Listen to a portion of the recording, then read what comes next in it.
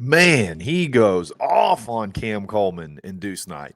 In the world full of podcasts, he's the undisputed heavyweight champion of hot takes, an Auburn sports homer, master of the boog, and message board legend. Get your buttons buttoned and your hats flattened because the Top Button Podcast is about to kick off. And you don't want to miss your courtside seat. Now, here's your host, Charlie Five. So we're back. It's another episode of the Top Button Podcast. I'm your host, Kyle Rush, a.k.a. Charlie Five, and we are ready to get after it.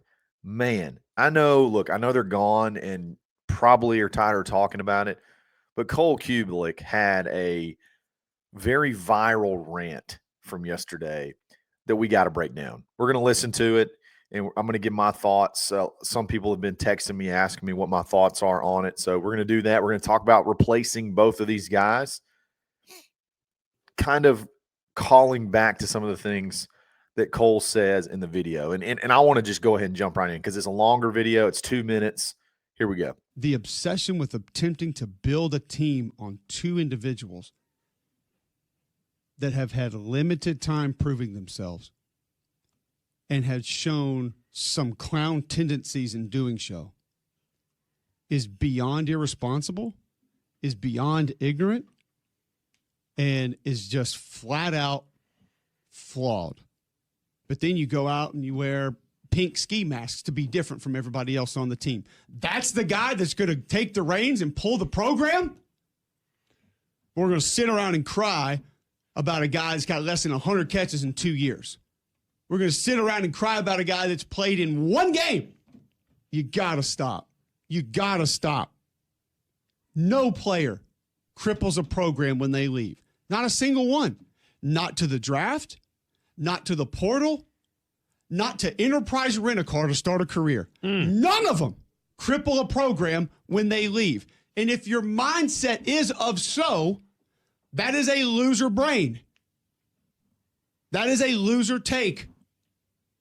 That is a loser mindset to think, oh, he's leaving. We can't win. You can't think that way. And this obsession with these two guys that they've propped up any portion of the program.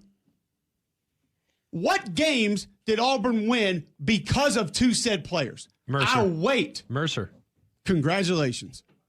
Just saying. What FBS games did Auburn win because of the two said players? Vanderbilt, when Cam Coleman went off with all the one-handed catches?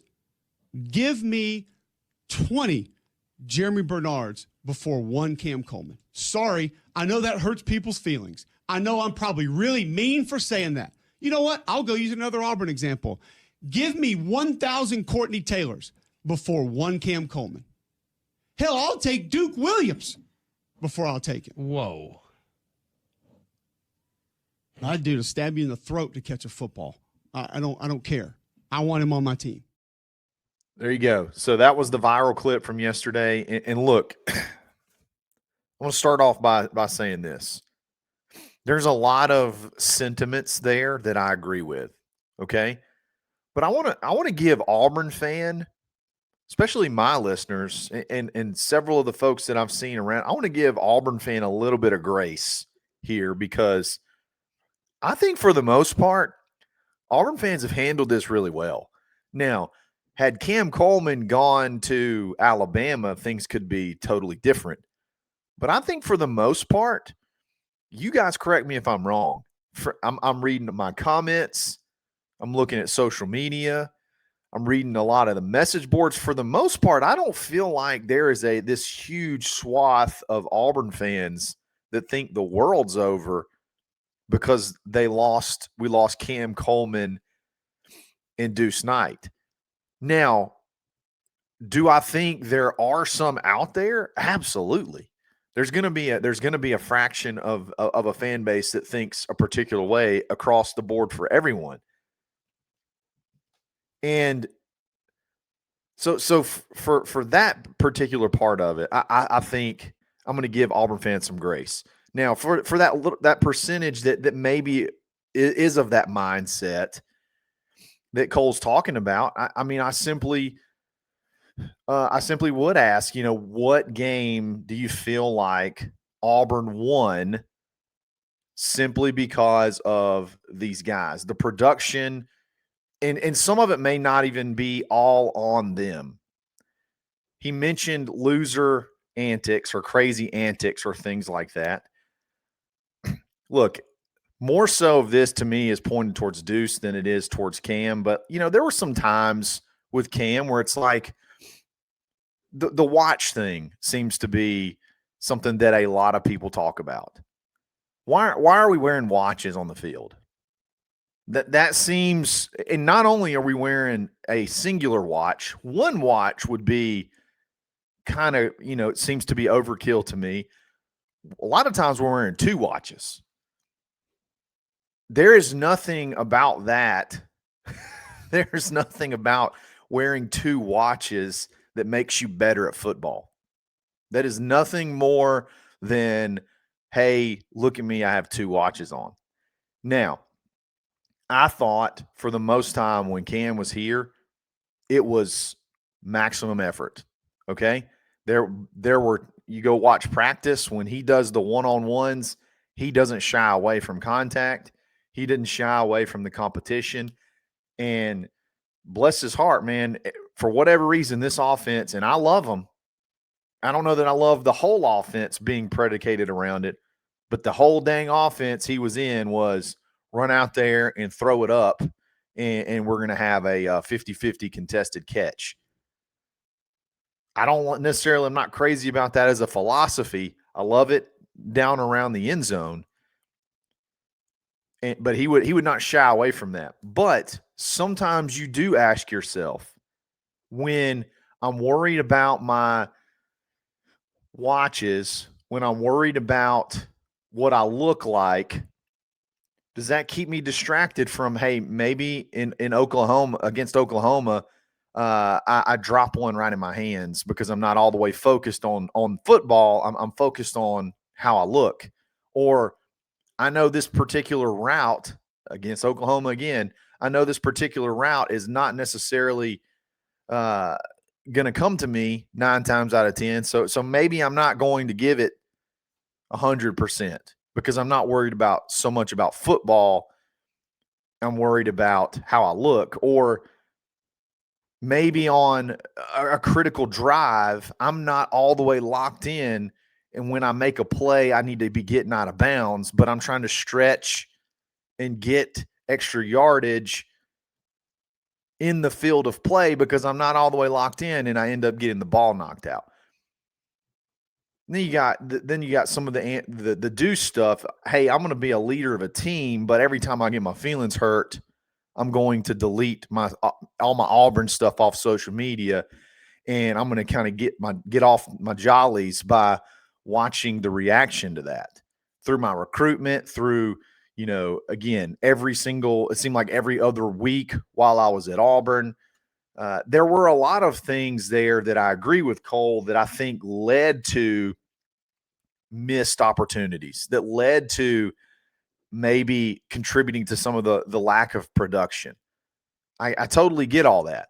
I'm just not 100% convinced that there's this huge swath of Auburn fans with that loser mentality that are ready to burn it down, like that are in depressed mode, that are, talking about how we'll never be able to recover. These guys were what were keeping us going.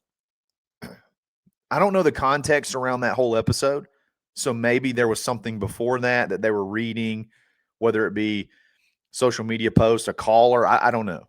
I don't know what happened before that, but I will just say that I'm proud of how a lot of the majority of Auburn fans have handled this whole situation. Because look, honestly, it's the first time that we've really had to experience it. We've experienced loss, never at this level, and I think for the most part, we did a really good job. So while I agree, give me 10 Jeremy Bernards. I don't think you ever worry about what his hair is going to look like. He's not worried about how many wristbands he has on. He's not worried about what his ankle tape looks like, what kind of watches, what kind of jewelry he's got on. He just went out and produced. And he produced – this is hilarious, by the way. He produced in an offense that somehow earned less yards than Auburn's this year. He produced more catches, more yards than any one of these dudes that left at Auburn. He just went out and handled his business. So hopefully Auburn's got some guys that can do that, and we'll talk about that in just a second. But before we do that, let's give a quick shout-out to Scarlet Oaks Roofing and Renovations. You need to call Preston, 770-530-7738. Look, if you have a roof that's over 10 years old, there's no harm in getting it inspected. More than likely, you're going to have some type of roofing damage. And then if you're unsure how you're going to pay for it, you're unsure how the insurance works, these guys can help you handle it themselves. So reach out to them if you live in the Lee County surrounding areas, maybe even into Columbus. Give Preston a shout, and he'd love to help you out. So Scarlet Oaks Roofing and Renovations. We'll be back right after this.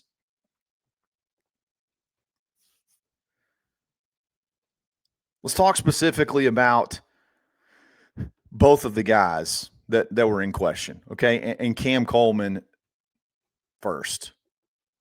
I don't think there's anybody that – it's really hard to think of from a pure talent perspective, a receiver at Auburn that had the just pure raw talent and measurables that Cam Coleman had. Like, I'm not even going to try to pretend, spin anything around that. I'm not going to be the guy that's like, he's a bum, don't worry about it.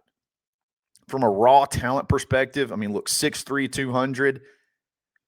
This year, pretty decent stats, 56 catches, 708 yards, 5 touchdowns.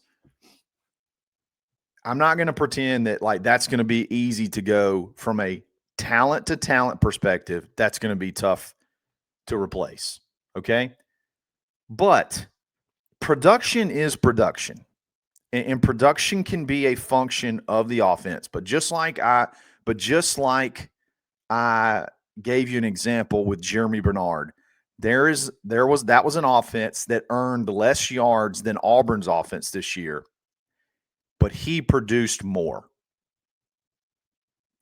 He produced more in an offense that earned less yards. Okay? So from a pure production standpoint, this is not going to be that hard to replace. It may take a committee. It may take more than one guy. I think Jeremiah Coger and Keyshawn Singleton, either one of them could put up these kind of numbers. As a matter of fact, both of them scored, I think, 8 touchdowns last year, combined for like 16. I mean, obviously, if you combine that, it's 16 touchdowns between the two of them last year. Keyshawn Singleton had, close to 900 yards receiving. From a production standpoint, and this may not necessarily be all on Cam Coleman. From a production standpoint, it ain't going to be that hard to replace what you lost there. I don't think it takes a freak. I don't think it takes a unicorn to put up those kind of numbers. You see it all the way across the country, just guys that come in and work hard in a system that makes sense. It's not that hard to get to those numbers. There were tons of guys in college football last year that put up more production. I mean, you have to go all the way down. There were 22,000-yard receivers last year. There were, let's see, this is crazy. There were over 62 wide receivers last year that scored more than 5 touchdowns. It's not going to be that hard to replace what you have from a receiving standpoint. So if although I don't think there's that many that are, like I said earlier, I don't think there's that many that have that mindset. for those that are concerned, it ain't going to be that hard. It's not that much. Then let's shift over to Deuce. I will say this. I do feel like there's more people that are upset about Deuce leaving than Cam, and that blows my mind. And I've seen that with my own eyes, and I've noticed that there seems to be a lot more people that were upset about Deuce leaving. That's a bigger reflection on everything that's going on than Cam Coleman. And look, man, I don't want to get into just completely bashing former players, but I was just very disappointed in a lot of the things that happened with Deuce, from his recruitment all the way throughout the season. Just to me, the things that I've heard, I was very disappointed in pretty much all of it. A lot of people got really fired up and really hung up on that Mercer game. And look, I am one of them that I was very impressed of going 15 of 20 on passing. I was very impressed with the running ability that I knew was there. But to the point where I'm ready to burn down the program over Deuce Knight, when I have, the potential of bringing in the NCAA leader in total yardage, to me, that is it's mind-blowing that is even a conversation that is had. Which one should we take? There's a lot of people that were having that conversation. And to me, it's the mind-blowing emoji. Like, how is that even a realistic conversation? A lot of people are still hung up on this idea that the only way you can have success is if you bring in a guy from high school and he plays for you for 4 years or 3-4 years, and he's your guy from high school. Look at the two teams in the national championship. Both of them have transfer quarterbacks. Get the high school. You got to recruit high school, okay? And it's going to get even worse, by the way. It's going to get even worse the longer we go. I honestly think there will be a point. I really do. I believe there'll be a point at some time in the future where you're going to start bringing in less and less high school guys. The top teams can't afford to. You can't afford to. Why would I bring in a high school guy when I can go get a guy that's got some proven production on the college level, albeit maybe at a lower conference? You don't think people are taking notes on what Cignetti's doing? So the high school deal, like, it's awesome when you get, and it's fun. But these things are it's like it's a brand new team from year to year. West Virginia's bringing in 75 guys on their team. That's more players than you can travel on a road game. I don't even think you can take 75 guys on a road trip. This idea that the only way to win is with a high school quarterback is just not true. And it's going to become even more and more and more not true as time goes on. So replacing Deuce could be as simple as one off season. I mean, and then in reality, what are you really replacing? How hard will it be to replace the production that you got out of Deuce? Now, wrapping all this thing up, I don't want to spend much of the offseason talking about guys that left. I felt like this was relevant. People asked me to speak on it, and I think Cole nailed a lot of sentiments that I think are 100% accurate. There's no player that's going to be bigger than the team. There's no player that can't be replaced, and they can be replaced exponentially easier than when Cole played. Way easier. So there's no reason to melt down when you lose guys. You got to see who you bring in. And then from a production standpoint, it ain't going to be that hard to replace what we lost. All that is 100% true. I don't know that I necessarily see the pearl clutching and the crying as much to the point where I'm going to rant about it. I don't know that I'm seeing that. So I'm going to give you guys some credit for that. Let me know what you think in the comments. Let me know if you agree. Let me know if you disagree. Are you seeing some of the things that are you seeing more of the things that Cole's seeing than I am? Because I'm not sure that I'm seeing it all the way from the fan base. Kind of feel like we've done a really good job, like I've said multiple times. So, guys, I really appreciate you listening. Look, if you need a good realtor in the area, hit me up. Kyle Rush at kw.com with Keller Williams here in Auburn, Opelika. Would love to help out. We'll talk again soon. It's another episode of the Top Button Podcast. Stay buttoned. Thanks for listening, and drive home safely.